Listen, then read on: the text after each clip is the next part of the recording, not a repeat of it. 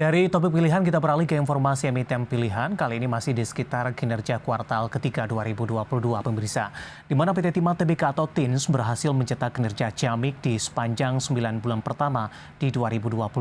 Didorong meningkatnya harga jual logam timah, TINS berhasil mencatatkan kenaikan laba bersih di 87,28% secara year on year.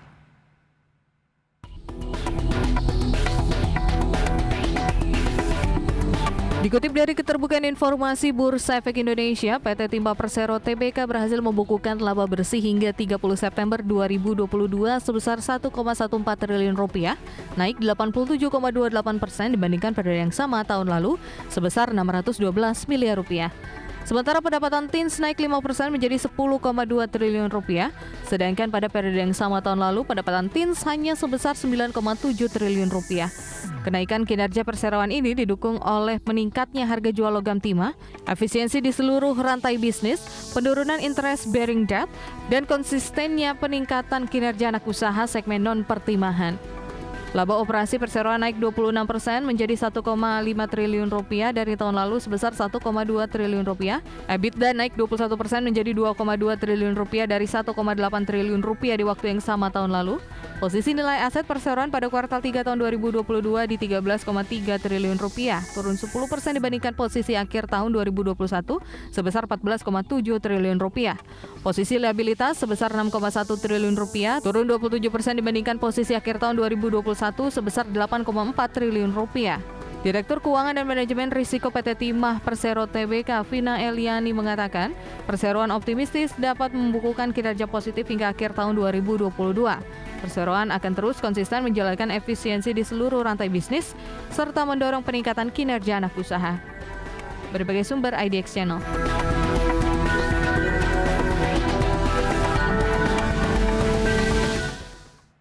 Dan bagaimana respon dari investor terhadap saham TINS terkait juga dengan kinerja mereka yang dinilai cukup bagus pemirsa di kuartal ketiga di 2022 ini? Langsung saja kita akan coba lihat bagaimana pergerakan intraday tradingnya. Dibuka di sesi pertama pada pagi tadi di 1410, kemudian mengalami penguatan di 1420 hingga 1435 penutupan sesi pertama. Tampaknya penguatan masih terus berlanjut hingga pembukaan sesi kedua di 1440. Kami akan sampaikan update penutupan di sesi kedua hari ini, ditutup di level yang lebih rendah di 1430 menguat di 1,78%. Sementara level terendah yang disentuh di sepanjang perdagangan hari ini di 1405 dan level tertinggi di 1440 dan tampaknya ini disentuh ketika pembukaan sesi kedua di perdagangan hari ini. Kita bergeser ke grafis selanjutnya. Pergerakan saham TINS dalam beberapa bulan terakhir pemirsa tampaknya lebih cenderung tertekan karena di perdagangan Mei masih bergerak di 1995, sementara di Juni masih di 1995 maksud kami. Dan kemudian tampaknya saham TINS mengalami koreksi yang cukup dalam, terutama di perdagangan Juli. Ini jauh pemirsa range-nya di 1385. Agustus mencoba untuk bangkit di 1510, sementara di September dan Oktober kembali mengalami tekanan dan bahkan menyentuh di level 1370 pemirsa. Sementara di pembukaan sesi kedua perdagangan hari ini di 1440 dan penutupan tampaknya ditutup di level yang lebih rendah di 1430. Di mana dalam beberapa bulan terakhir saham TINS ini mengalami koreksi yang cukup dalam karena di perdagangan April dari data RTI yang saya pegang ini TINS sempat menyentuh di level tertingginya di 2050. Sementara posisi saat ini masih berada di sekitar 1400-an.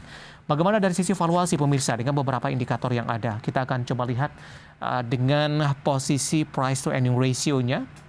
Masih cukup murah, masih di bawah 10 kali, tepatnya di 6,99 kali. PSR-nya di 0,79 kali, PBV dari TINS di 1,50 kali, sementara PCFR di kisaran 2,60 kali. Kombinasi secara fundamental, teknikal, dan juga dari sisi valuasi, dan semoga bisa menjadi salah satu referensi untuk Anda.